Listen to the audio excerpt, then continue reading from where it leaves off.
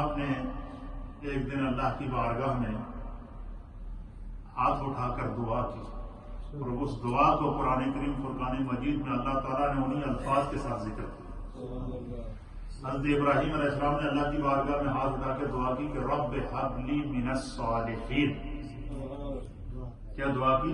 کہ رب ہب لی من الصالحین، کہ اے میرے رب اپنی رحمت اور اپنے کرم کے ذریعے مجھے ایک نیک اور صالح بیٹا عطا فرما۔ کیا دعا کی کہ اللہ مجھے نیک اور صالح کیا عطا فرما؟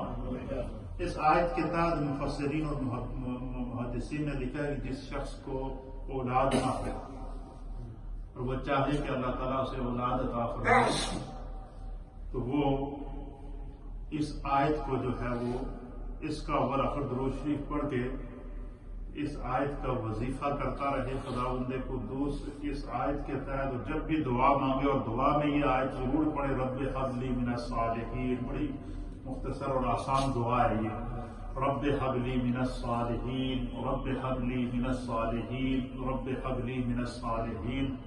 یہ دعا بندہ چاہے وہ مرد ہو یا عورت ہو، یہ دعا اول آخر درود شریف پڑھ کے جب بھی دعا مانگے تو یہ دعا ضرور مانگے، خدا اس کی برکت سے انہیں اولاد عطا فرمائے۔ یہ بڑا مجرد وظیفہ ہے۔ جن کے ہاں اولاد نہیں ہے، یہ جو اولاد کے متلاشی ہیں، انہیں یہ وظیفہ کرنا چاہیے۔ یہ قرآنی وظیفہ ہے، اور یہ وہ دعا ہے جس دعا کی قبولیت کے بعد اللہ نے حضرت ابراہیم علیہ السلام کو نہ صرف بیٹا عطا فرمایا بلکہ اس کو پیدائشی نبی بنا کر دنیا میں۔ جب آپ نے یہ دعا کی، اب دیکھیں پہلی آزمائش کیا تھی کہ آگ میں ڈالا گیا، گزر گئے، زمین اور آسمان کانپ اٹھے اس آزمائش کو دیکھ کر، چرند پرند حیوانات، جمادات، نباتات، زمینی اور آسمانی مخلوق سب حیران تھی کہ کیا قربانی کا ایسا بھی جذبہ ہوتا ہے؟ جبریل علیہ السلام آ کر کہہ رہے ہیں کہ صرف آپ اشارہ کریں، میں اپنے پیر مار کر اس آگ کو بجھا دوں گا۔ بارش کا فرشتہ آ جاتا ہے، وہ آ کر کہتا ہے کہ آپ صرف اشارہ کر دیں تو میں بارش برسا دیتا ہوں اور یہ آگ بجھ جائے گی۔ لیکن آپ نے کہا یہ میرے رب نے جب مجھ سے امتحان لیا تو میں اس وقت تک کسی کی طرف توجہ نہیں کروں گا جب تک خود میرا رب مجھ سے راضی نہ ہو جائے۔ پھر اللہ تعالیٰ نے اس آگ کو گلزار کیا، اس آگ کو جنت بنا دیا ان کے لیے، اس آگ کو ان کے لیے رحمت بنا دیا، اس آگ کو ان کے لیے جو ہے وہ ایک انسانیت کے لیے ایک نمونہ، اس کی جبلت ہی، آگ کی جبلت کے اندر جلانا ہوتا ہے، خدا نے اس کی جبلت ہی ختم کر دی کہ تو آگ تو ہے، جلتی ہے، آگ جل رہی ہے، شعلے آسمانوں کو جا رہے ہیں لیکن جلا نہیں رہی، اور وہی آگ اس کے اوپر سے پرندے گزرے تو ان کو جلا کے راک کر دیتی ہے۔ وہ جن زنجیروں کے ساتھ حضرت ابراہیم علیہ السلام کو باندھا گیا تھا، ان زنجیروں کو اس نے جلا دیا، لیکن ابراہیم علیہ السلام کو نہیں جلا رہی ہے۔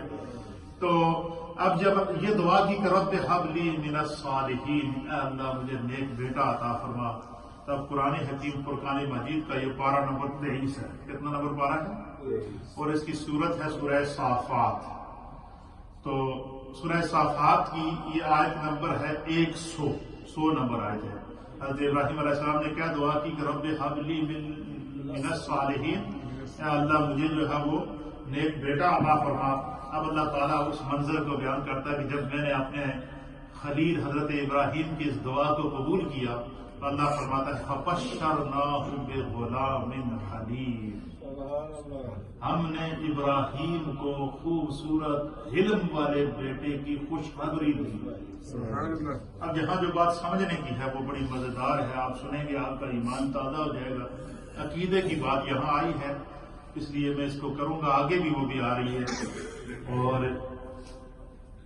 یہاں اللہ فرماتا ہے فَبَشَّرْنَاهُ بِغُلَامٍ حَلِيمٍ، کہ ہم نے ابراہیم علیہ السلام کو ایک خوبصورت بردبار بیٹے کی خوشخبری دی ہے۔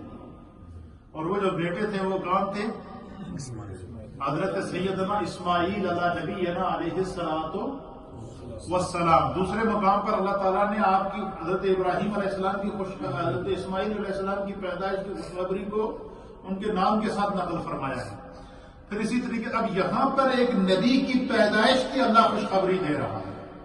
اور ایک خوشخبری نبی کی پیدائش کی خوشخبری ایک نبی کو دی جا رہی ہے، تو یہاں سے یہ پتہ چلا کہ نبی کے میلاد کے اوپر خوشی منانا یہ کوئی کسی کو سنیوں کا رواج نہیں ہے، یہ قرآن کا اسلوب ہے، یہ سنت الہیہ ہے، یہ انبیاء کرام کا طریقہ کار ہے کہ اللہ تعالیٰ حضرت اسماعیل علیہ السلام کی ولادت کی، آپ کے میلاد کی، آپ کے پیدائش کی خوشخبری کس کو دے رہا ہے؟ حضرت ابراہیم علیہ السلام کو اللہ تعالیٰ اسے کہا فَبَشَّرْنَاهُ، ہم نے خوشخبری دی ہے۔